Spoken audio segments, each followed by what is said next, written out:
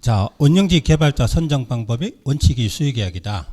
근데 학교나 공장 부지는 경쟁 입찰 방법을 할 수 있고 2회 이상 유찰되면 수의계약 방법 할 수 있고 원형지 공급 가격은 자, 우리 신도시 같은 데 가면은 학교 용지, 공원 용지, 병원 용지 이런 거 있죠. 그 병원이 이렇게 있는데 병원 땅이 널찍하다 이겁니다. 야, 여기 땅값 비쌀 텐데 저 병원 용지 저 넓은 땅을 어떻게 샀을까? 자, 그러면 감정 가격. 그럼 만약에 병원에서 이 땅을 산다면은 원형지로 산다면 이 땅의 감정 가격만 시행자가 받으면 됩니까?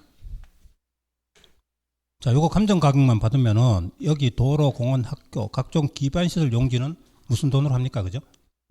그러니까 감정 가격 플러스 기반시설 공사비 더한 금액.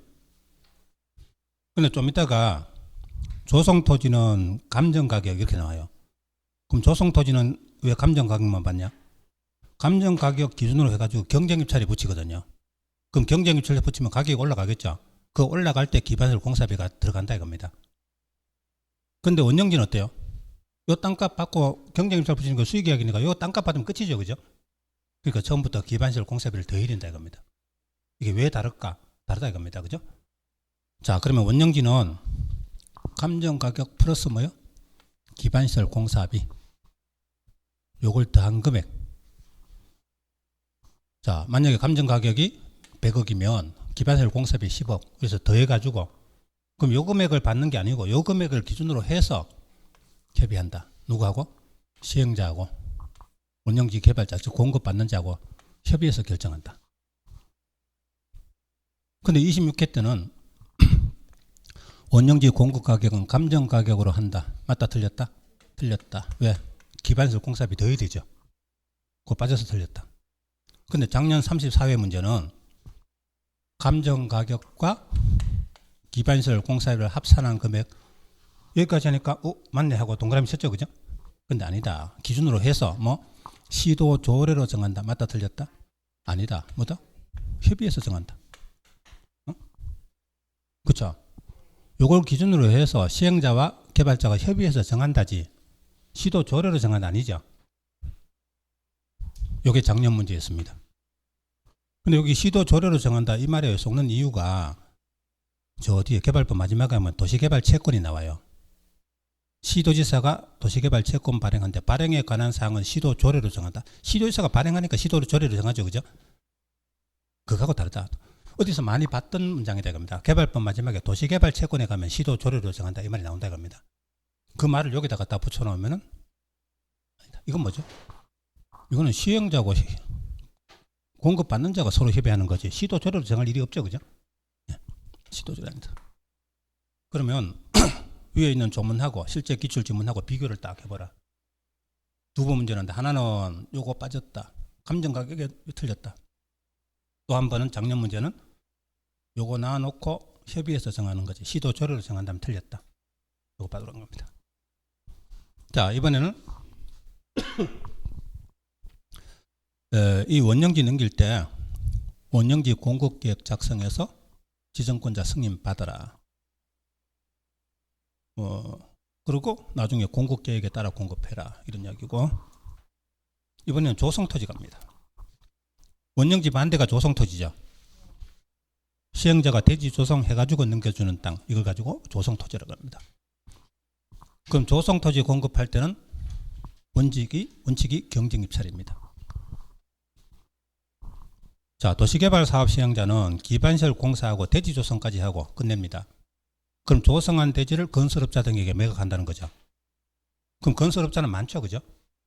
거기다 경쟁입찰에 붙인다는 겁니다. 원칙이 경쟁입찰이다.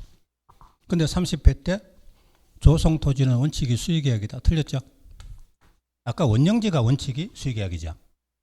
공급반대가 정해져 있으니까. 조성토지는 원칙이 뭐다? 경쟁입찰인데 수의계약하면 틀린다는 겁니다. 근데 경쟁입찰 붙이면 어떻게 돼요? 서로 경쟁하다 보면 가격이 막 올라갈 수 있죠. 근데 다음 용도로 할 때는 가격을 막 올리면 안 된다 겁니다. 예를 들어서요. 국민주택 규모에 의해 주택건설용지. 서민주택 짓는 땅인데 이걸 가지고 경쟁이 절부서서 가격을 많이 올라가 버리면 나중에 서민주택 가격이 너무 올라가죠. 그죠? 그래서 이런 거는 가격은 처음부터 딱 정해놓고 여러 명이 경쟁하면 추첨하는 방법을 합니다. 자, 추첨하면 어떻게 돼요? 당첨된 자에게 바로 그 가격 주니까 땅값이 더 이상 올라갈 일이 없죠. 예외 1위 추첨입니다. 그럼 추첨에 해당하는 거는 공공택지, 공장용지, 산업시설용지니까요. 국민주택 규모 이하의 주택건설용지. 수의계약으로 공급하기로 했으나 공급 신청량이 공급 면적을 초과하는 경우, 뭐 이런 것까지 의미 다 생각하면 공부 끝이 없어요. 네, 그까지는 하지 말고, 또 면적 330제곱미터 이하 단독주택용지. 그럼 이걸 첫자를 따서 추, 공공, 국수면 330 이렇게 외웠어요. 왜 330 이거는 왜 외우냐? 출제하는 사람들이요, 요 면적을 떼버리고 여기서부터 330 이하 단독주택 이렇게 내기도 하거든요. 근데 이 제곱미터란 말 속에 면적이라는 뜻이 숨어 있죠, 그죠? 예. 그래서 요거 떼고 낼 때 면 안 보인다고 못 찾고 그럴까 싶어서 요 330까지 제가 이야기하는 겁니다. 그러면 요거 한 줄 외우면 되죠. 추, 공공, 국수면 330. 요거 하나 외우면 이거 다 외운 거다. 그럼 추천 방법에 요거. 근데 좀 이따가 뒤에 가면 수의계약이 있는데 수의계약에도 공짜가 보여요. 이제 그걸 이제 주의해 두자 겁니다. 자, 다음 페이지 갑니다.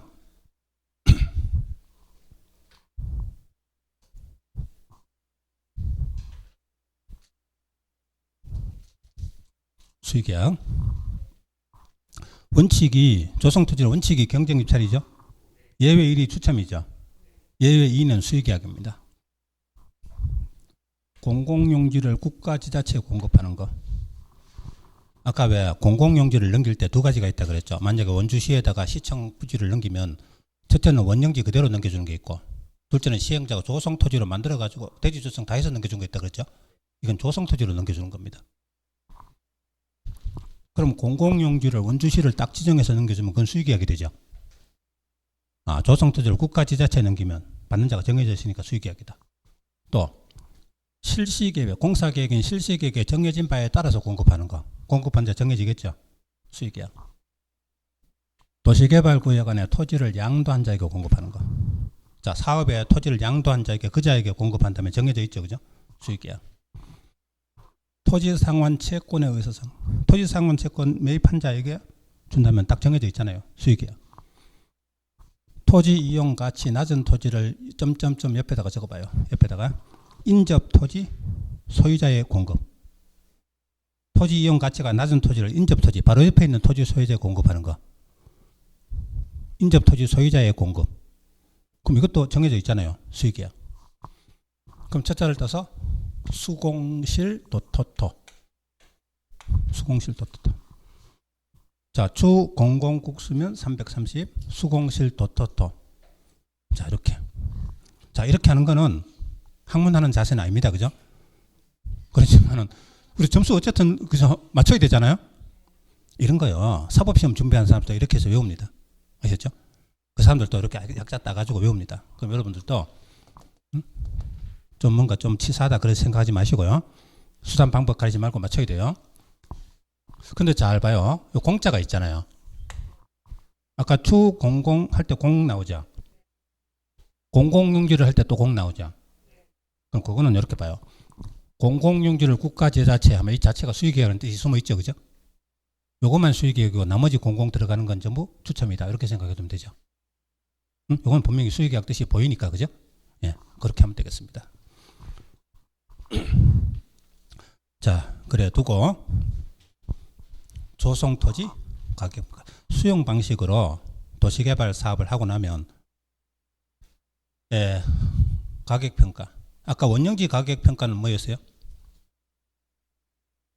아까는 원형지고 지금은 조성토지잖아요. 그죠? 아까 원형지는 감정가격 플러스 기반시설 공사비를 더한 금액. 그렇죠? 근데 조성토지는 원칙이 뭐다? 감정가격. 여기는 왜 기반시설 공사비가 안 들어갔냐? 여기는 감정가격 나누고 경쟁입찰 붙이니까 거기서 가격이 올라간다 이거죠. 거기서 그런 게 반영될 수 있는 거죠. 그래서 여기는 기반시설 공사비가 없다. 감정가격. 근데 다음 시설 용지로 공급할 때는 감정가격 이하로 할 수 있다. 자, 신도시에 가보니까 병원 용지가 큼직하게 돼 있다 이겁니다. 그러면 병원 같은 거는 뭐죠? 종합의료시설이죠. 또 터미널이 있다 이겁니다. 자, 저 일산 신도시에 가보니까 고양 종합시외버스 터미널하고 널찍하게 돼 있다 이겁니다. 그럼 이런 걸 가지고 제값 다 받으면은 그런 공공시설 들어서기가 좀 곤란하죠, 그죠? 자, 그때 뭐요? 이런 것은 감정가격 이하로 싸게 공급해 줄 수 있다 이 말입니다. 자, 그럼 이 종류가 시험에 22회 때 나온 적은 있는데 이걸 뭐 외울 수는 없다. 학교, 공공청사, 자동차 정류장, 그 다음에 행정청이 설치하는 시장, 기타 쭉 나옵니다. 방송통신시설. 자, 고양시에 가니까 정바선역 바로 앞에 MBC 문화방송이 있더라. 그럼 그런 땅 넘겨주는 건 뭐예요? 감정가격 이하로 공급할 수 있다 이런 말입니다. 예. 자, 근데 요거 잘 보세요. 사회복지시설인데 요양원 같은 거 유료인 거는 제외입니다. 그럼 유료인 거는 뭐? 감정가격 이하가 아니라는 거죠. 그럼 감정가격 이하 아니면 감정가격 다 받는다는 거죠, 그죠? 유료에서 밑에 뽑아서 감정가격 이하 아니다 이렇게 적어요. 감정가격 이하 아니다는 건 뭐? 이퀄 감정가격 그 뜻입니다. 이런 게 해석하기 좀 힘든데 여기 시험에 나온 적이 있어요. 아, 그럼 유료로 돈 받고 하는 사회복지시설은 감정가격 다 받고 무료로 하는 거는 감정가격 이하로 공급한다 이 말이죠, 그죠? 예, 요거.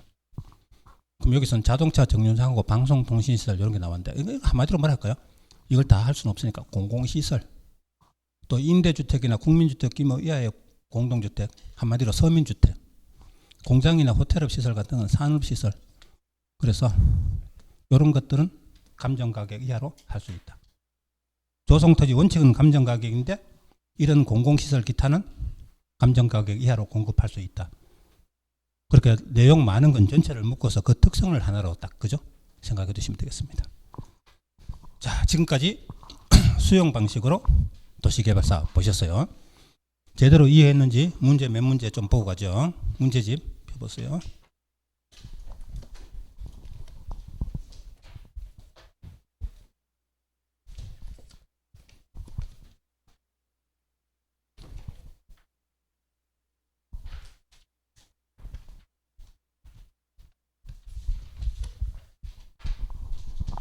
자, 285쪽.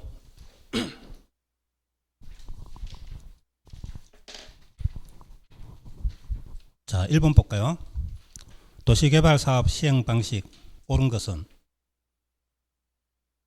1번에 혼용 방식은 수용 방식과 한지 방식 지역을 분나라에 시행하는 방식이다. 맞죠? 두 가지를 쓰니까 답 1번이죠. 그런 거. 나머지가 뭐가 틀린지 봅시다. 2번 집단적 조성 공급 필요. 자, 집단적 조성 공급은 무슨 방식? 수용 방식이죠. 택지 집단적 공급 수용 방식이죠. 반지 방식 틀렸다. 3번 구역 지정 이후에는 시행 방식을 변경할 수 있다죠. 없다. 있다. 시행자가 시행 방식을 정한다. 수용 방식, 환지 방식, 혼용 방식 중에서 시행자가 정하죠. 국장 허가 받아야 합니까? 아니다. 국장이 정하는 기준에 따라지 국장 허가 받는 데 아니죠. 자, 지자체는 공공주체죠. 공공주체는 규약이 아니고 시행규정. 자, 이제 공법에서 어느 법이든 간에 공공주체는 시행규정, 소유자는 규약, 조합은 정관 이렇게 말합니다.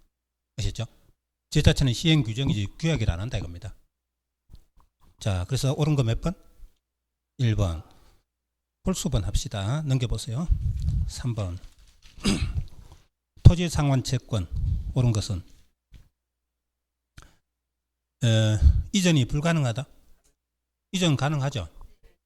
기명인데 주택상환사채는 양도 불가인데 토지상환채권은 이전 가능하다 그랬죠. 예. 1번 틀렸습니다. 2번 기명 또는 무기명. 물건상환이죠. 기명이죠. 무기명 X. 3번 이율은 누가 정한다? 아까 발행자가 정한다 그랬죠. 발행자가 곧 시행자죠. 기재부 장관 정한다 아니죠? X. 기재부 장관이 정하는 거는 국채 같은 거. 그죠? 그런 건 기재부 장관이겠죠. 4번 토지 소유자인 시행자가 발행. 토지 소유자는 공공입니까? 민간입니까? 민간. 민간 시행자도 발행할 수 있지만 보증받아야 되죠. 그러면 보증받아야 한다. 맞죠? 답 4번. 5번.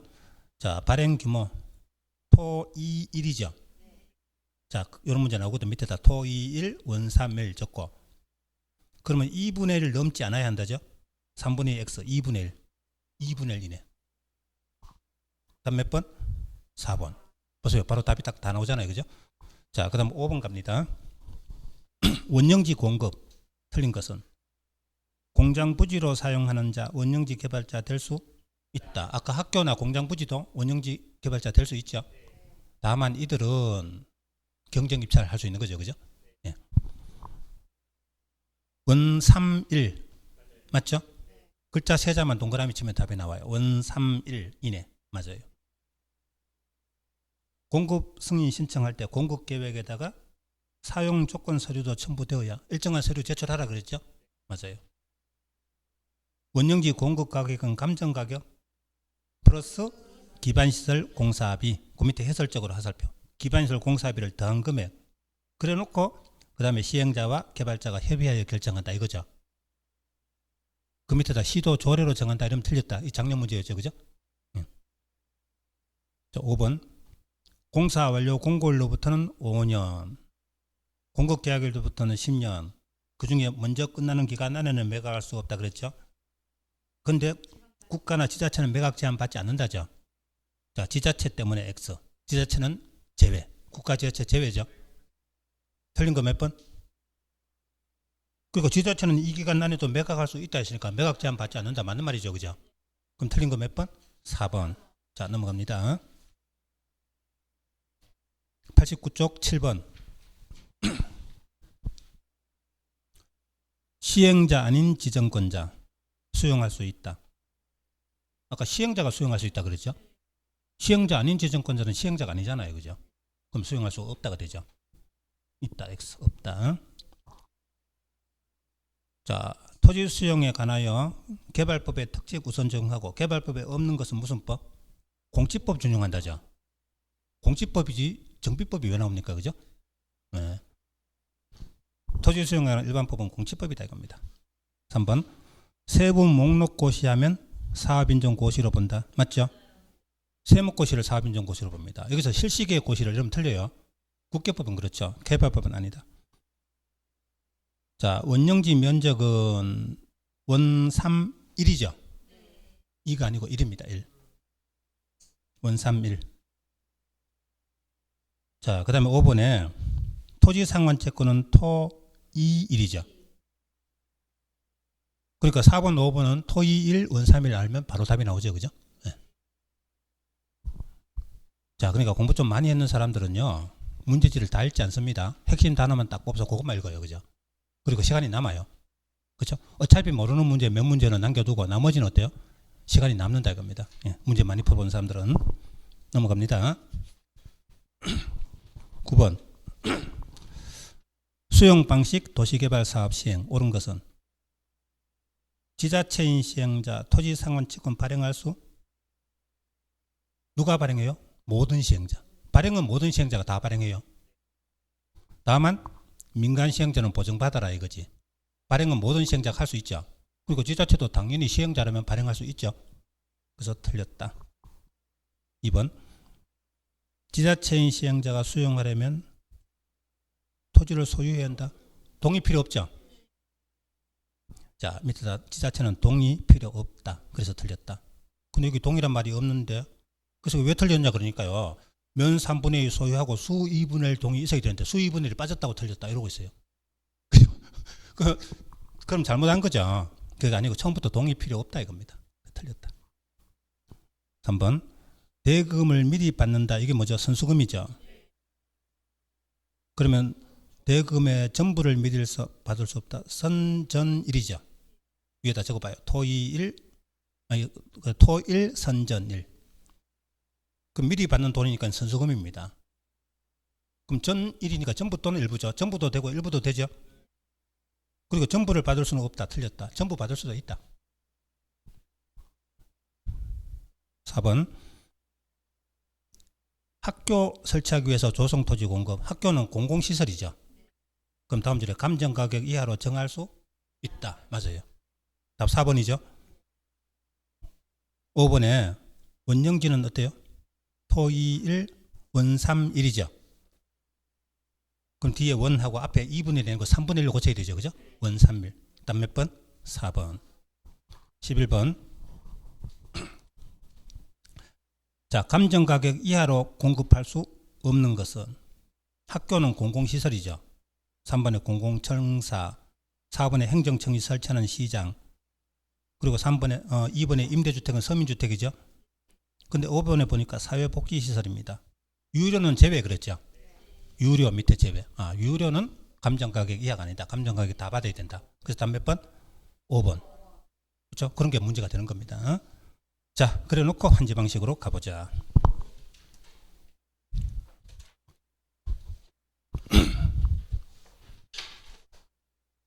환지 방식은 구역 안에 토지 소유자 권리 그대로 두고 공사 완료 후에 조성한 토지로 권리 옮겨주는 거다. 그럼 원래 가진 토지를 뭐라고요? 종전 토지. 나중에 줄 토지를 환지. 그럼 사업 기간 중에는 시행자의 그러니까 토지 소유자의 소유권이 종전 토지에 있다. 환지는 바꿔줄 땅이다. 그럼 사업 들어가기 전에 시행자가 환지 계획을 작성해야 됩니다. 갑의 종전 토지 뭐 대신에 환지 뭘 주겠다. 을의 종전 토지 뭐 대신에 환지 뭘 주겠다. 이렇게 환지 계획을 시행자가 작성해서 시군구청장으로부터 인가받아야 한다. 환지 계획 인가만 시군구청장입니다. 나머지는 전부 지정권자고. 이렇게 환지 계획 인가를 받아두면 법적 구속력이 생깁니다.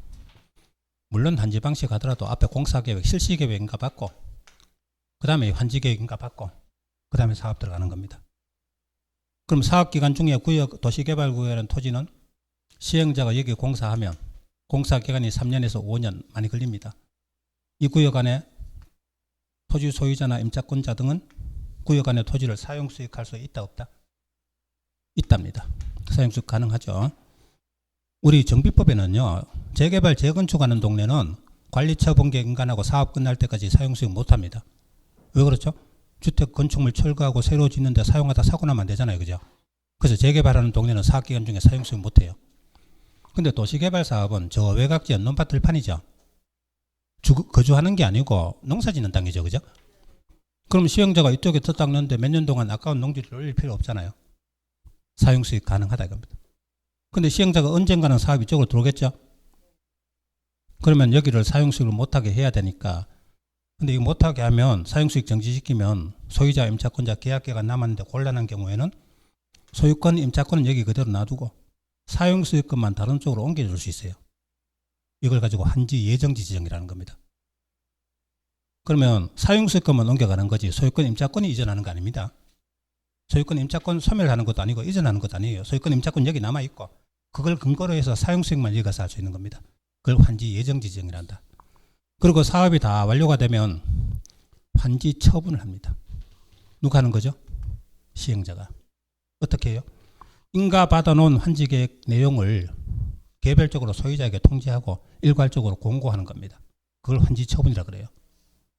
그럼 환지 처분 공고일 다음 날부터 종전 초지에 있던 소유권이 환지로 이전합니다.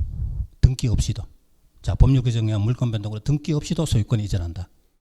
자, 그럼 개발법에는 환지 처분 공고일 다음 날, 정비법에는 소유권 이전 고시일 다음 날, 등기 없이도 소유권이 이전한다. 이렇게 되죠. 근데 등기 없이 소유권 이전하지만 결국 등기는 하겠죠. 이걸 무슨 등기? 자, 환지 처분하고 최초라는 등기를 무슨 등기? 보존 등기는 공법이 아니고 공시법에서 하고 공법에는 환지 등기. 환지 처분하고 이루어지는 환지 등기. 원래 등기 신청은 소유자가 하는 거지만 이 환지 등기는 누가? 시행자가 소유자에 가름하여 일괄적으로 촉탁 신청한다. 그 다음에 청산하죠. 더 받고 덜 받은 거. 그럼 도 청산해야 되겠죠. 그죠? 예. 자, 이런 절차를 거쳐서 이루어진다 이겁니다. 그럼 지금 제일 먼저 할 내용이 뭐다? 환지 계획 내용. 환지 계획이 구역 안에 토지 소유자에게는 제일 중요한 관심사죠. 내가 가진 땅 대신에 나중에 어떤 땅 받을 거냐 이거죠. 그럼 개발법의 한지계획에 해당하는 게 정비법에 가면 관리처분계획입니다. 그죠? 자, 그럼 한지계획에 어떤 내용이 될까? 다음과 같은 내용. 일단 전체적인 한지 설계, 이 구역 전체에. 이런 게 시험에 나온다고 해서 그걸 외울 수는 없다. 그럼 어떡하냐? 조문에는 이렇게 되어 있는데 기출문제는 이렇게 나왔다. 그거 비교하면 됩니다. 그죠? 필지별 한지 명세. 자, 이 토지에 대해서 다른 곳에 한지 뭐 주겠다. 필지별로 정해주는 겁니다. 이거. 근데 환지 명세는 내용이 맞는데 환지 예정지 명세는 내용이 아닙니다. 이렇게 비교하면 돼요. 이게 시험 2번 나왔어요. 환지 명세가 내용이지 환지 예정지 명세는 아니다. 이렇게 하면 돼요. 청산 대상 토지 명세. 자, 여기 토지 소유자가 시행자에게 나 한지 안 받겠다. 청산금 주면 그거 받고 나가겠다. 그럼 이거는 청산 대상 토지 명세죠. 그죠? 한지 안 정하고 청산금 줄 토지는 어떤 거다. 그것 포함이 돼요. 근데 청산금 결정은 환지계획 내용 이다 아니다? 23회야? 아니다. 청산금은 사업이 다 끝나봐야 알아요. 그죠? 사업이 다 끝나봐야 비용이 얼마나 들었고 감안해가지고 한지 처분할 때 돼야 청산금이 결정됩니다. 그럼 사업 시작하기도 전에 환지계획 내용 속에 청산금 얼마다 정할 수는 없는 거죠. 그죠? 그래서 똑같이 청산이 나오지만 청산 대상 토지 명세는 내용 맞지만 청산금 결정은 아니다. 이게 23회. 채비지, 보류지 좀 이따 한지계획에서 나오죠. 어떤 토지가 채비지다, 보류지다 정하는 거 한지계획에 들어갑니다. 입치한지 하기로 할 때는 입치한지가 뭐죠? 자, 도시개발 사업하는데 환지 방식 하면 나중에 환지할 토지가 부족해요. 왜 그래요? 도로, 공원, 학교, 각종 기반시설 용지나 보류지나 채비지로 떼기 때문에 토지가 많이 부족하죠. 그죠? 근데 환지를 해야 되는데 자, 이때 시행자가 처분할 권한을 가지는 토지, 뭐 보류지나 채비지 같은 데다가 아파트 같은 건축물을 지으면 돼요. 도시개발 사업은 원래 토지 대신 토지 주는 건데 이런 필요 때문에 아파트 같은 건축물을 지을 수 있다. 그래서 토지 대신에 건축물 주면 건축물은 위로 얼마든지 올릴 수 있죠. 그래서 건축물하고 밑에 토지 공유 지분을 주도록 정하는 거. 이걸 말하고 입치한지. 그럼 입치한지 하기로 할 때는 환지계획 작성하기 전에 미리 입치한지 신청을 받아요. 우리 정비법에 가면 재개발구역원에 분양 신청 받듯이 여기는 입치한지 신청을 받는 겁니다. 그러면 소유자들이 나 땅 받는 것보다 차라리 내가 땅 받아가지고 건물 어떻게 짓냐? 차라리 아파트 받고 끝내겠다. 그럴 수 있겠죠. 그죠? 그래서 그 기간 내에 신청하면 토지 대신에 건축물하고 토지 공유 지분 주겠다고 여기 정하는 겁니다. 이게 바로 입치한지예요. 그럼 입치한지 하기로 했을 때는 건축계획을 환지계획에 포함해야 된다. 어떤 건축물 짓겠다. 환지계획 포함해야 되죠. 자, 이런 거. 그러면 이 내용은 요거하고 문제 나온 거하고 비교를 이렇게 하시면 되고 요거는 맞는 문장은 나왔고요. 네, 그렇게 보시면 됩니다. 자, 환지계획 기준. 원래 가진 토지, 종전 토지의 여러 가지 조건, 그거 대신에 그 주려고 하는 환지의 여러 가지 조건 비교를 하는 겁니다. 개별 조건은 서로 다 다르겠죠. 그죠? 근데 종합적인 금전적 가치가 이것도 3억, 이것도 3억. 가격이 같으면 된다 이거죠. 비교 대상이 뭐예요? 종전 토지하고 그거 대신에 주려는 한지. 여러 가지 조건 뭐죠? 위치, 지목, 면적, 토질, 수리, 이용 상황, 환경. 위지면 토수리, 환. 자, 무슨 동네 이름 같잖아요. 그죠? 위지면 토수리, 환. 이거 시험에 나오지는 않습니다. 이런 거는. 그럼 이런 개별 조건을 종합적으로 고려해서 개별 조건이야 다 다르겠지만 종합적으로 고려해서 합리적으로 정한다. 무슨 뜻? 가치가 같도록 정한다 이겁니다. 이것도 3억, 이것도 3억. 그렇다면 딱 종전 토지 가치에 적응하는 한지를 줬다 이거죠. 이걸 적응한지라 그럽니다. 적응한지를 하는 게 원칙이다 이겁니다. 원래 3억짜리면 3억짜리, 5억짜리면 5억짜리 이렇게 주는 게 맞다 이겁니다. 그게 원칙이에요. 그런데 꼭 이렇게 줄 수는 없다. 여러 가지 사정이 있으니까 받을 수 있는 것보다 더 받거나 정한지, 덜 주거나 감한지, 토지 대신에 건축물 준다, 입치한지 이런 여러 가지 다른 방법이 있다. 그런 걸 가지고 특례라 그래요. 그럼 특례는 시행자가 위법한 게 아니고 융통성이죠. 그죠? 적응한지에다가 추가로 이 특례 기준 여러 가지를 믹스해서 한지 계획을 사정에 따라 잘 작성해서 인가를 받아야 된다 이 말입니다. 자, 근데 시행자가 환지 계획을 어떻게 작성할 거냐 기준은 국토부령으로 정한답니다. 근데 우리 공법에서 계획의 기준은 국장이 정한다 많이 봤죠. 근데 여기는 국장이 정한다가 아니고 국토부령으로. 환지 계획 기준은 국토부령. 자, 처음에 첫날 공부할 때부터 계획의 기준은 국장이 정한다 들으셨을 거예요, 그죠? 근데 이제 조금 발전해야 되죠, 그죠? 하나만 아는 게 아니고 둘도 알아야 되죠. 환지 계획 기준은 국토부령. 규약, 정관, 시행 규정으로 정한다. 공법 공부하다 보면 이런 말도 가끔 나와요, 그죠? 아니고 뭐 국토부령. 자, 토지로 권리 이전하면 뭐라고? 기업, 평면한지. 토지에서 건축물로 권리 이전하면 뭐라고? 니은, 입치한지. 27회 시험 때 여기 괄로 비워두고 기역, 니은에 들어갈 말이 바르게 된 것은 평면한지, 입치한지. 이게 정답이었습니다. 이거야 뭐 한 번만 들어도 말잖아요, 그죠? 평면한지, 입치한지. 예. 자, 그래 두고 환지 어느 곳에 지정할 거냐? 위치.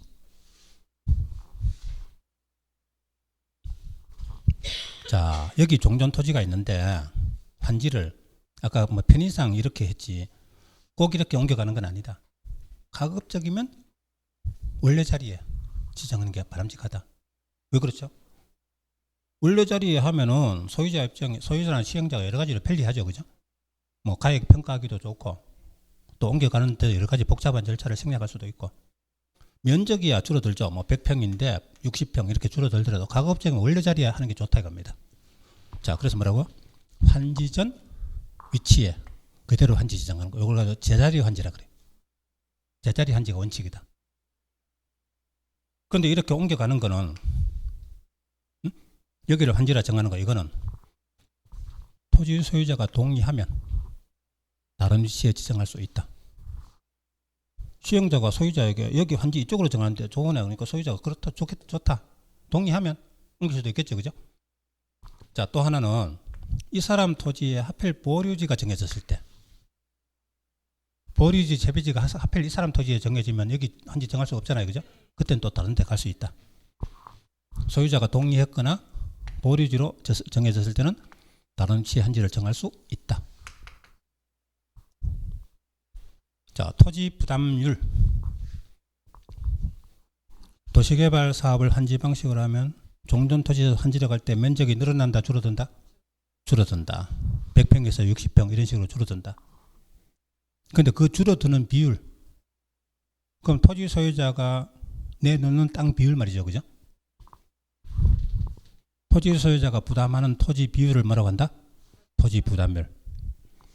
근데 도시개발 사업 환지 방식이 면적식이 있고 평가식이 있어요. 면적식은 종전 토지에서 환지로 가면 면적이 줄어드는 건 어쩔 수 없지만 그래도 비슷하게 가야 된다. 그러면 주거용지로 사용하는 땅이 주거용지로 가면 면적이 100평에서 60평 이렇게 갈 수 있어요. 근데 주거용지에서 상업용지로 가면 어떻게 돼요? 같은 가치의 땅이 100평에서 10평 될 수도 있죠. 그러면 그래도 면적이 비슷하게 나와야 된다는 게 면적식이고 가액만 같으면 된다는 게 평가식입니다. 그럼 우리나라는 어떤 입장이냐? 우리나라는 면적식을 기본으로 하면서 평가식을 보충하는 절충식을 한다. 이런 말을 합니다. 그건 여러분 시험에는 안 나오니까. 자, 그러면 면적식으로 할 때 토지 부담률이고요. 좀 이따 평가식으로 할 때는 비례율이라고 나와요. 여기서 계산하는 문제가 나옵니다. 그죠? 토지 부담률은 시행자가 산정한다. 근데 토지 부담률은 원칙은 50%를 초과할 수 없다. 다른 말로 뭐요? 50% 이내. 원칙은 50% 이내입니다. 아무리 많이 부담해도 원칙은 50% 이내다. 그럼 토지 소유자가 만약에 100평 있으면은 50평까지 그게 원칙이다 이겁니다. 근데 지정권자가 인정하면 60%까지 할 수 있다. 20일에. 근데 3분의 2 이상이 동의하면 60% 초과할 수 있다. 자, 같이 묶어놨으니까요. 원칙은 얼마요? 50% 이내. 지정권자 인정하면 60%까지 3분의 2가 동의하면 60% 초과할 수 있다. 그죠? 예, 3개 비교해 두시고. 근데 21회 때 3분의 2 이상이 동의하면 70%를 초과할 수 있다. 틀렸죠? 60% 초과지 70% 초과 아니죠? 그럼 가만히 봐도 70% 초과하면 60% 초과 맞잖아. 이러면 안 됩니다. 초과 이상 이하 하는 이런 범위가 붙는 말은 앞에 있는 숫자가 그대로 나와요. 법에 있는 그대로 나와줘야 돼요. 근데 70%로 할 수 있다면 사례죠. 그죠? 70% 60% 초과 맞잖아요. 사례일 때는 70%로 할 수 있다면 맞아요. 자, 이건 이거 3개 봐두시고. 토지 부담률은 사업 시행 중에 토지 부담률을 변경하여서는 아니 된답니다. 아까 그거하고 다릅니다. 도시개발구역 지정 이후에도 시행 방식 변경할 수 있다. 그거하고 다릅니다. 그죠? 그건 시행 방식이죠. 구역 지정 후에 시행 방식 변경할 수 있다고. 이 토지 부담률은 참고로 그 옆에 적어봐요. 헷갈릴 수 있으니까 위에다가 구역 지정 이후에 시행 방식을 변경할 수 있다. 아까 구역 지정 이후라도 시행 방식 변경할 수 있다 그랬죠. 그거하고 이거하고 줄을 연결해 가지고 옆에다 비교라고 딱 써봐요. 토지 부담률은요, 변경해서는 아니 된다가 원칙이죠. 왜 그럴까요? 처음에 시행자가 토지 부담률 50% 넣고 사업하다가 토지 부담률 60% 변경해버리면 소유자들 토지가 절제로 줄어버리잖아요. 그죠? 그러면 온갖 분쟁이 발생할 거다 이겁니다. 변경해서는 안 된다가 원칙이다. 자, 이제 토지 부담률 계산하는 문제가 나옵니다. 이 공식 외우셔야 돼요. 공식을 하니까 어지럽죠? 근데 하나도 어려운 거 없다. 환지 계획구역 면적분의 보류지 면적, 요거 말면 돼요. 이 전체 환지 계획구역 면적분의 보류지 면적. 환지 계획구역 면적이 분모에 가고 보류지 면적이 분자에 가면 돼요. 거기다가 뒤에 거 사업하면서 시행자에게 무상 기속되든 시행자가 원래 소유하던 간에 합치면 뭐가 돼요? 밑에다가 시행자 토지 이렇게 적어봐요. 뭐 둘 다 나오면 둘 다 하고 한 개만 나오면 한 개만 하면 돼요. 그죠? 어쨌든 시행자 토지죠. 근데 분모 분자에 똑같이 시행자 토지를 빼면 돼요. 위에도 시행자 토지, 밑에도 시행자 토지죠. 그죠? 여기에서 시행자 토지, 위에서 시행자 토지. 시행자 토지를 분모 분자에 똑같이 빼면 돼요. 요렇게만 해도 토지 부담을 맞는데 요렇게 하면 소수로 나와요. 뭐 0.6 뭐 이런 식으로 나와요. 근데 거기다 곱하기 100을 하면 60%의 100분율로 나옵니다. 아셨죠? 여기까지만 해도 맞는데 곱하기 100에도 같다. 0.6이나 60%랑 같은 말이잖아요. 그죠? 자, 그런데 그럼 결국은 요것만 외우면 되죠. 뒤에다 시행자 토지 빼면 된다는 거죠. 그죠? 근데 이것도 말이 길어서 못 외우겠죠. 그럼 환분의 보 이렇게 외워도 되세요. 맨 앞에 거. 환분의 보. 이거는 외울 수 있죠. 토지 부담을 하거든 환분의 보라고 딱 기억하세요. 환분의 보. 그래 놓고 똑같이 분모 분자에 똑같이 시행자 토지를 빼고 곱하기 100 하면 된다. 자, 그 정도 공식은 외울 수 있다 이겁니다. 자, 이제 계산하는 문제를 한번 보자 이겁니다. 이 문제가 17회, 22회, 27회 세 번 나왔잖아요. 그죠? 자, 실제 문제를 한번 보자. 일단 뭡니까? 한분의 보죠. 한분의 보. 환지계획구역 면적이 얼마요? 120만 분의 보류지 면적이 60만 마이너스 시행자 토지를 똑같이 빼죠. 시행자에게 무상 기속되는 면적 20만 요거죠. 원래 소유하는 토지는 안 나와 있죠. 그죠? 하나만 나왔으니까 하나만 빼면 되죠. 자, 똑같이 20씩을 빼면 얼마가 돼요? 100분의 40이죠. 100분의 40은 0.4죠. 100분율로 하면 40%죠. 0.4든 40%든. 그럼 여긴 당연히 뭐다? 곱하기 100을 하면 40% 3번이죠. 만약에 소수로 나오면 0.4를 고르면 되고 비율로 나오면 40%를 고르면 되겠죠. 그죠? 답 3번. 자, 이제는 뭐 이거 걱정 없죠. 나오기만 나와봐라. 그죠? 환분의 보만 기억하면 되죠. 토지 부담면 환분의 보. 그게 생각 안 나면 그러면 저는 더 이상 몰라요. 그죠? 한 번에 뭐는 꼭 기억해야 되겠다. 예. 그런 건 건드리면 안 돼요. 괜히 이것도 뭐 넣어보면 안 될까요? 그러면 안 됩니다. 그죠? 이런 거는 일부러 헷갈리게 하려고. 그죠? 이런 거는 볼 필요도 없어요. 아셨죠? 환분해보 해놓고 시행자 토지에 해당하는 것만 보면 똑같이 빼면 돼요. 예. 그렇습니다. 자, 이번에는 비례율. 이게 작년 시험에는 34회 때 비례율이 나왔어요. 비례율은요, 평가식으로 할 때 비례율은 원래 토지 가치, 도시개발 사업 끝나고 새로 조성된 토지의 가치. 아무래도 사업을 시행하니까 토지 가치가 올라가겠죠. 자, 토지 가치를 올리려고 도시개발 사업을 한 거잖아요. 그죠? 그런데 올라가는 데서 뭐를 빼야 되냐면은 사업 비용을 빼야 된다고 합니다. 그래요? 만약에 원래 토지 가치가 500억인데 조성 토지 가치가 1000억이다.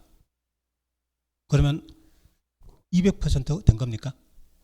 사업비가 만약에 250 들었다. 그러면 사업비 250을 빼야 되죠. 그죠? 어?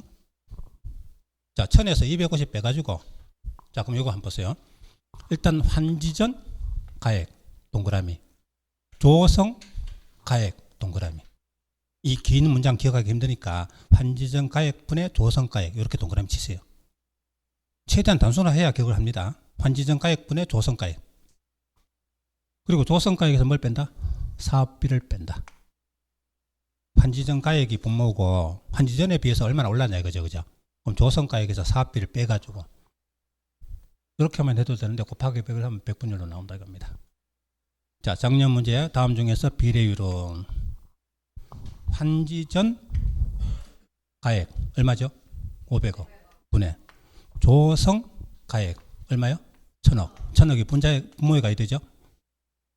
여기다 사업비 250억을 빼야 되죠?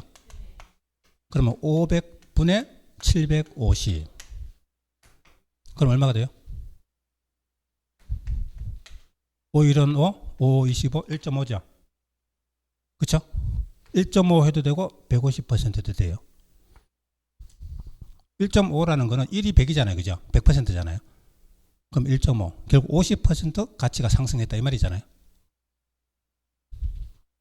자, 그래서 이 문제에서 만약에 소수로 나온 이 문제에서는 밑에 사례가 1.5 소수로 나왔어요. 이걸 고를 수도 있고 비율로 나오면 150% 고르면 된다. 이게 작년 문제입니다. 아시죠? 자, 그럼 이제 간단해요. 이거 복습 반복해서 연습하시면 토지 분할하고 비례율 언제든지 계산할 수 있다 이 말입니다. 네, 바로 작년에 이 문제가 나왔기 때문에 아마 원래 나오면 또 비례율 내기보다는 토지 부담율로 돌아가서 또 낼 가능성도 있어요. 그죠? 예. 자, 그 다음.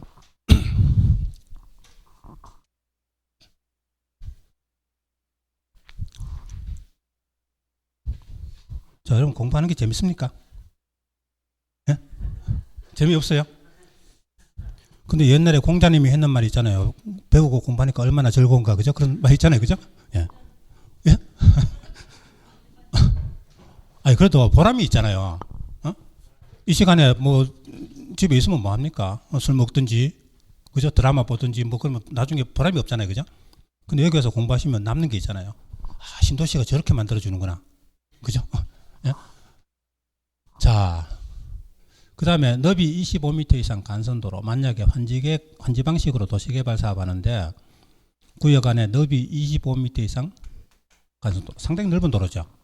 너비가 25m 이상이면 이 도로 부지는 누가 부담한다? 토지 소유자들이. 토지 소유자들 땅 떼내가지고 공공시설 설치한다 그랬잖아요. 그러면 도로 부지는 누가? 토지 소유자가 부담한다. 그럼 이 공사비는 지자체가 보조한다. 자, 만약에 도시개발 사업 아니라면 이 도시 안에서 도로 누가 건설해요? 도로 부지든 공사비든 전부 지자체가 다 부담해야 되죠. 그죠? 도시개발 사업 아니라면 지자체가 도로 부지든 시설 공사비든 다 부담해야 됩니다. 근데 도시개발 사업을 환지 방식으로 할 때는 도로 부지는 소유자가 부담한다. 그래서 공사비는 지자체가 보조한다. 25m 이상 간선도로 도로 부지는 누가? 토지 소유자가 부담한다. 이때 도로 부지를 지자체가 부담한다. 틀렸다. 21의 문제. 공사비는 지자체가 보조한다. 근데 도로 부지는 지자체가 아니고 토지 소유자가 부담한다. 자, 특례. 특례 반대말이 원칙이죠. 아까 한지계획 원칙은 적응한지였죠. 가액 같도록 주는 거. 그럼 특례는 다음과 같이 여러 가지 예외가 있다. 그럼 아까 원칙하고 여기 있는 특례하고 잘 믹스해서 합리적으로 한지계획을 작성해야 한다. 특례가 첫째가 면적 적정화를 위한 조정. 원래 가진 토지하고 같은 가액의 토지를 주니까 문제가 있을 때 받을 수 있는 것보다 더 주거나 덜 주거나 아니면 아예 한지 지정하지 않거나 이게 면적 적정화 조정입니다. 첫째, 면적이 작은 토지. 자, 원래 토지 면적이 50평이었어요. 근데 이걸 가지고 환지를 해주려니까 요거하고 같은 가액, 요것도 1억짜리고 요것도 1억짜리 환지를 주려고 하는데 같은 가액의 토지가 30평이 돼갑니다. 자, 아무래도 토지 가치가 상승하니까 요거 1억이고 요거 같은 1억이면 면적이 줄겠죠, 그죠? 30평. 근데 이 30평을 환지해 주려니까 그 30평이 집 짓기가 좀 곤란한 땅이죠. 약간 작은 땅이죠. 이거 받으면 뭐하냐 이겁니다. 그래서 이걸 가지고 여기 30평 토지가 있는데요. 이쪽에 다시 원래 여기가 50평인데 같은 가액의 토지가 30평이다 이겁니다. 집 짓기가 좀 곤란하다. 여기 100평 토지가 있는데 70평 같은 가액 토지가 70평이다 이겁니다. 이게 좀 넓은 토지, 이건 작은 토지고 이건 넓은 토지입니다. 여기서 10평을 떼가지고 이쪽에다 붙이는 겁니다. 그럼 이건 40평 되죠? 이건 60평 되죠? 자, 그러면 요 30평 대신에 40평을 준다. 그럼 이거는 정환지입니까? 가만지입니까? 정환지. 왜?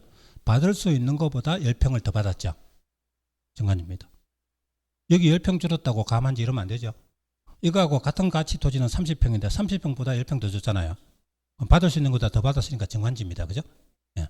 그럼 이자에게는 청산금을 징수한다. 징수해야 되겠죠? 이 사람은요. 넓은 토지죠. 10평 떼고 60평을 준다 이겁니다. 이쪽이 주기 위해서. 그럼 이거는 가만지죠. 청산금을 지급한다. 교부한다. 이쪽에서 받아서 이쪽에 주는 거죠. 여기 소유자에게 좀 양보해라. 이쪽에 정환지가 좀 더 그죠? 양보해라 이런 거죠. 자, 그러면 늘리는 건 50 대신에 30. 이걸 얼마로? 40으로 주는 거. 이게 뭐다? 정환지. 자, 근데요. 이런 토지가 있어요. 원래 토지가 30평입니다. 환지를 하니까 17평이 나온다 이겁니다. 30평인데 17평 같은 가격 토지인데 요거 주면 이걸 가지고 정환지 하겠다. 옆에 땅에서 30평 떼내가지고 붙여가지고 47평 만들어준다. 이거는 곤란하다. 전부 다 개발 이익을 기대하고 있는데 몇 평 정도 양보해라. 이건 모르겠지만요. 30평을 떼내라. 이건 안 된다 이겁니다. 그럼 이런 토지는 처음부터 미리 정해놓고 몇 평 미만은 환지하지 않는다. 청산금 좀 내보낸다. 이렇게 정한다 이겁니다. 이걸 가지고 뭐라고요? 환지 대상에서 제외한다. 이런 땅이 뭐라고? 과소토지. 너무 작은 땅. 작은 땅 중에서도 너무 작은 땅이다.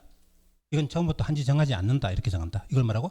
과소토지 환지 부지죠. 결국 작은 토지는 약간 늘려서 정환지 할 수도 있지만 그렇게 하기 곤란할 때는 아예 환지 대상에서 제외할 수 있다. 이걸 가지고 과소토지 환지 부지죠. 근데 보세요. 면적이 작은 토지라도 환지 대상에서 제외할 수는 없다. 맞다 틀렸다? 틀렸다. 왜? 작은 토지 중에 너무 작은 토지는 환지 대상에서 제외할 수 있죠. 근데 없다. 틀렸다. 시험 나와. 응? 너무 작은 토지도 작은 토지 맞잖아요. 그죠? 그러니까 작은 토지는 정환지 할 수도 있지만 아예 제외할 수도 있다는 겁니다. 이때 과소토지 기준 면적은 도대체 몇 평 미만부터 환지 정하지 않을 거냐. 처음부터 정해놓고 가야 되죠. 규약 등으로 정한다. 즉 규약이나 정관이나 시행규정 등으로 정한다 이겁니다.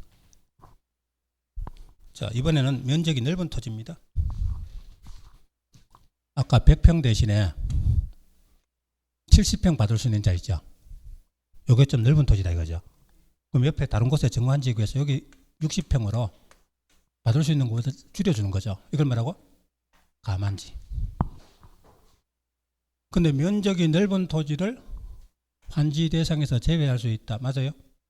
틀렸다. 아까 면적이 작은 토지는 17평 같은 거는 집 짓기 곤란하니까 쓸모없는 땅 만들면 안 되니까 환지 대상 제외가 있지만, 면적이 넓은 토지는 그럼 100평 대신에 70평을 60평으로 감만지는 있지만 그 70평 토지를 환지 대상에서 제외, 이건 말이 안 되죠. 제외할 이유가 없잖아요. 그죠? 근데 왜 이런 문제를 내냐? 아까 작은 토지는 늘려서 환지하거나 환지 대상에서 제외할 수 있다, 이런 문장을 봤잖아요. 근데 면적이 넓은 토지를 줄여서 환지하거나 환지 대상에서 제외할 수 있다면 어디서 그런 문장 봤다 싶어서 동그라미 치고 있습니다. 공부 약간 덜 됐는 분들은. 그죠? 환지 대상에서 제외할 수 있다는 말을 봤거든요. 근데 아니다. 작은 토지만 환지 대상 제외가 나오지 넓은 토지는 환지 대상 제외란 말이 나오면 안 된다. 요게 32회 2년 전의 문제입니다. 그죠? 맞습니까? 이쪽 보세요. 아까 작은 토지는 늘려서 환지하거나 환지 대상이 제외, 둘 다 나오죠. 근데 넓은 토지는 줄여서 환지만 했지 환지 대상 제외란 말이 나오면 안 되죠. 그죠? 요것만 있죠. 요거 없잖아요. 그죠? 그거 딱 이용해서 32회 때 문제를 냈던 겁니다. 작은 토지만 환지 대상 제외란 말이 나오지 넓은 토지는 환지 대상 제외란 말이 없다. 그럴 이유가 없는 거거든요. 그죠? 네. 자, 그러면 이런 걸 가지고 뭘 한다? 정환지, 감환지, 또 작은 토지 중에 과소토지 한지 이런 걸 가지고 면적 적정화를 위한 조정, 그런 뜻입니다. 자, 이번에는 공공시설 용지 특례 갑니다. 이거 아마 지난번 강의할 때는 안 했을 거예요. 그죠? 자, 이제 한번 보자 이겁니다. 도시개발구역 안에 여기 초등학교가 하나 있었다. 그럼 이거 공공시설 용지죠. 그럼 환지 방식 하는데 이것에 대해서 다른 곳에 환지 정할 때, 이 땅에 대해서 다른 곳에 환지를 정하잖아요. 이때 도시개발법의 환지계획 기준을 적용 아니할 수 있다. 걸로. 아니한다가 아니고 아니할 수 있답니다. 그럼 적용할 수도 있고 안 할 수도 있다 이 말이죠. 왜 그러냐? 이 공공시설 용지는 국공유 재산이죠. 그럼 국공유 재산에 관한 다른 법에 의해서 할 수도 있다는 겁니다. 공공시설 용지에 대해서 다른 곳에 환지 정할 때는 개발법이 아닌 다른 법에 의해서 할 수도 있고 개발법의 기준 적용할 수도 있고, 그러니까 적용 아니할 수 있답니다. 할 수도 있고 안 할 수도 있고 이 말입니다. 그죠? 아니할 수 있다. 근데 만약에 시행자가 사업비를 들여가지고 여기 학교 대신에 대체 공공시설 이쪽에다 학교를 하나 지어줬다. 그래서 관리청인 교육청에다 넘겨줬다. 그러면 이 학교 자리에 대해서 다른 곳에 다시 환지를 정한다 안 정한다? 정하지 아니한다. 그리고 이 토지는 다른 토지 환지 대상으로 해야 한다. 무슨 뜻일까요? 그럼 보세요. 시행자가 학교 지어서 교육청에 넘겨줘 놓고 다시 환지 정해가지고 교육청에 또 넘겨주면, 그리고 시행자가 이 땅 하나 받으면, 그럼 시행자는 2개 주고 1개 받은 거잖아요. 그죠? 계산 잘못된 거죠? 그거 어렵게 생각하면요, 길 가는 애한테요, 내가 가진 사탕 1개 주고 그게 가진 사탕 2개 뺐으면 그게 울잖아요. 그죠? 계산 잘못됐던 거 어린애도 압니다. 안 그래요? 시행자가 학교 지어 넘기는 거 한지정에 넘겨주고 그럼 2개 주고 시행자는 이 땅 1개 받으면 시행자 손해잖아요. 그죠? 그러니까 이거 지어서 넘겨줬으면 다시 환지를 정한다 안 정한다? 정하지 아니한다. 그리고 이거는 사업에 써야 되죠. 사업비 들어서 이거 지어 넘겨줬으니까 이건 사업에 써야 되죠. 사업에 쓴다는 건 다른 토지 환지 대상으로 해야 한다. 그 말이죠. 예. 보세요. 학교 있는데 학교 지어서 이거 대신에 이거 지어서 관리청에 넘겨줬잖아요. 그러면 이 땅은 이것에 대해서 또 환지를 정해 교육청에 또 넘겨주면, 그리고 시행자 이거 1개 받으면 2개 주고 1개 받는 거잖아요. 그죠? 그건 아니다. 여기에 대해서 다시 환지를 정하지 아니한다. 이거는 사업에 쓴다. 사업에 쓴다는 건 다른 토지 환지 대상으로 해야 한다. 권리 옮겨주는 대상으로 한다 이겁니다. 다시 환지를 정하지 아니하며 밑에다가 정한다. X 환지를 정한다 하면 틀려요. 그리고 이 토지는 어디 쓴다? 다른 토지에 대한 환지 대상으로 하여야 한다. 하여야 한다 밑에다가 하여서는 아니 된다. X. 그렇게 말을 바꿔 놨을 때 이해를 하라는 겁니다. 아셨죠? 예. 확실히 첫 번째 듣는 거하고 두 번째 듣는 거 다르죠. 그죠? 이건 첫 번째 듣는 거니까 여러분 또 알성하죠. 한 것도 하나도 없어요. 학교 지어서 넘겨줬으면 줄 거 다 줬잖아. 환지를 또 정한다고 환지 정해서 환지도 또 준다는 이야기입니다. 그건 아니잖아요. 그죠? 환지를 정하지 않겠죠. 그리고 이 토지는 사업비 들여 이거 줬으니까 사업에 쓴다. 사업에 쓴다는 건 다른 토지 환지 대상으로 써야 된다 이 말이죠. 그 말입니다. 자, 이번에는 보류지, 채비지. 여기 도시개발구에 관해 토지 소유자 다른 곳에 환지를 정한다. 근데 여기 이 토지는 여기 소유자에게는 다른 곳에 환지를 정해줘요. 그리고 이 토지는 다른 토지 환지 대상으로 하지 않고 남겨둔다. 그럼 이건 뭐한다? 이거는 규약이나 정관이나 시행규정 등으로 정하는 어떤 목적, 그 목적이 뭔지 알 수는 없어요. 그 목적을 위해서 다른 토지 환지 대상으로 하지 않고 남겨두는 땅, 이걸 뭐라고요? 보류지. 근데 보류지 가운데 일부는 이걸 조성해서 건설업자에 팔아서 거기서 생긴 돈 가지고 사업 경비 충당한다. 이렇게 경비 충당하기 위한 땅을 채비지. 채비지는 보류지 중에 일부입니다. 아셨죠? 보류지 가운데 일부가 채비지입니다. 자, 그러면 경비 충당하거나 규약 등으로 정하는 목적을 위하여 일정한 토지를 다른 토지의 환지로 정하지 아니하고 남겨두는 땅, 이걸 뭐라고요? 보류지. 근데 보류지 가운데 일부는 요거 경비 충당하기 위한 땅, 요걸 뭐라고요? 채비지.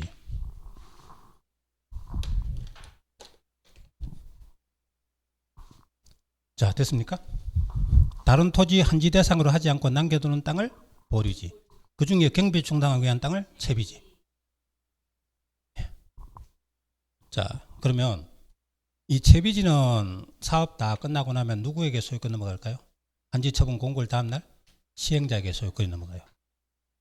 그리고 시행자가 처분해서 그 돈 가지고 경비 충당하는 겁니다. 그러면 보류지 가운데 채비지로 정하지 않은 나머지 토지는요? 이건 누구에게 넘어가요? 자, 이거는요, 이 목적이 뭐냐 하면 규약 등이 정하는 목적입니다. 근데 그 규약 등이 정하는 목적은 정하기 나름이죠. 우리가 미리 알 수가 없죠. 그럼 이건 누가 넘겨받느냐?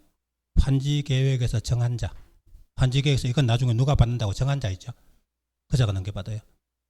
근데 환지계획에서 정한 자 이러면 기억하기 힘들잖아요. 그냥 정한 자라고 기억하세요. 정한 자. 자, 채비지는 누가? 시행자가. 채비지로 정하지 않은 보류지는 정한 자가 각각 소유권을 취득한다. 이렇게 기억하면 되죠. 시행자, 정한자. 정한자 해놓으면 그게 정한자가 뭐냐면 그 다음에 환지계획에서 정한자 이러면 되잖아요. 그죠? 예.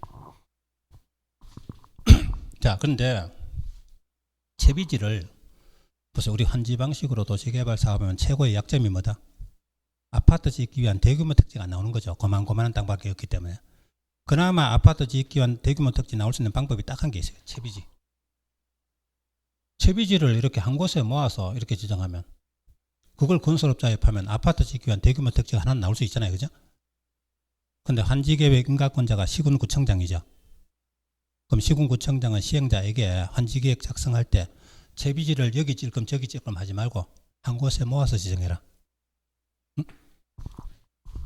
시군구청장은 공동주택 건설을 촉진하기 위하여 채비지를 집단으로 정하게 할 수 있다. 그죠? 누가요? 시군구청장. 시군구청장 자리에 지정권자 하면 틀리겠죠. 그죠? 왜냐하면 환지계획 인가권자가 간섭할 수 있는 거죠. 그러니까 시군구청장이지 지정권자가 아닌 거죠.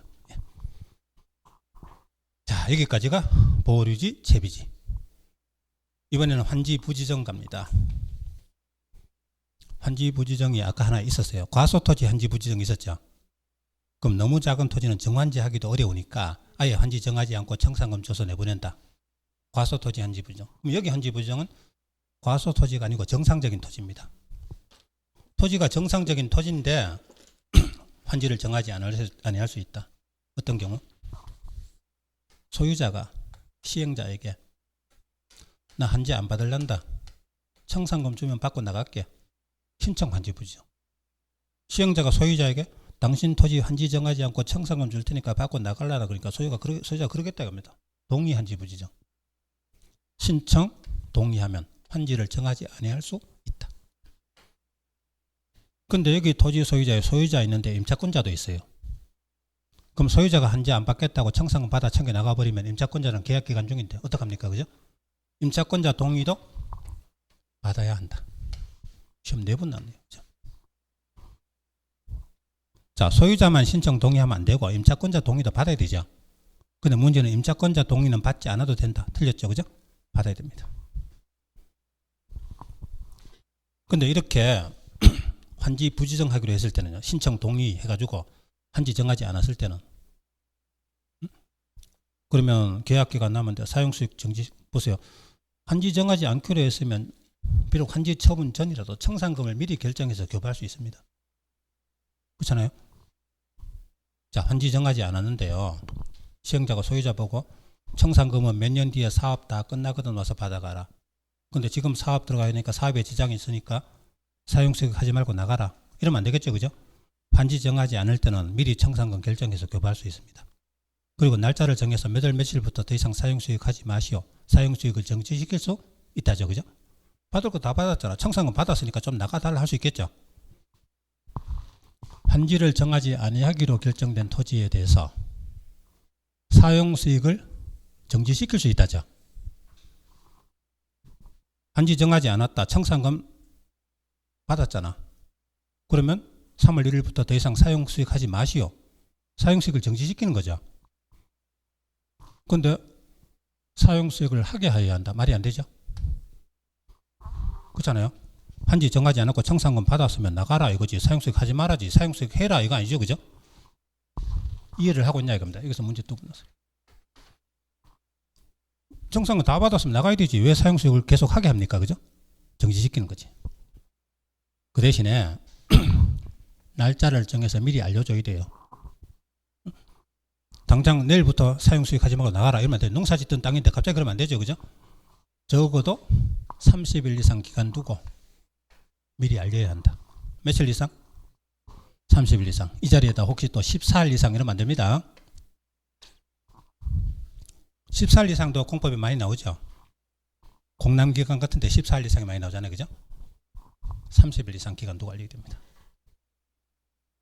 자, 그 다음 도시개발 사업을 한지 방식으로 할 때는 좀 전에 보셨던 보류지, 그 중에 경비 충당하기 위한 채비지, 요 사업비에 해당하는 게 채비지죠. 그죠? 사업비 밑에 채비지. 이런 거를 만약에 둘 이상 환지계획구역을 구분할 때는 이쪽 구역, 이쪽 구분할 때는 소유자들 따로따로 계산이 되죠.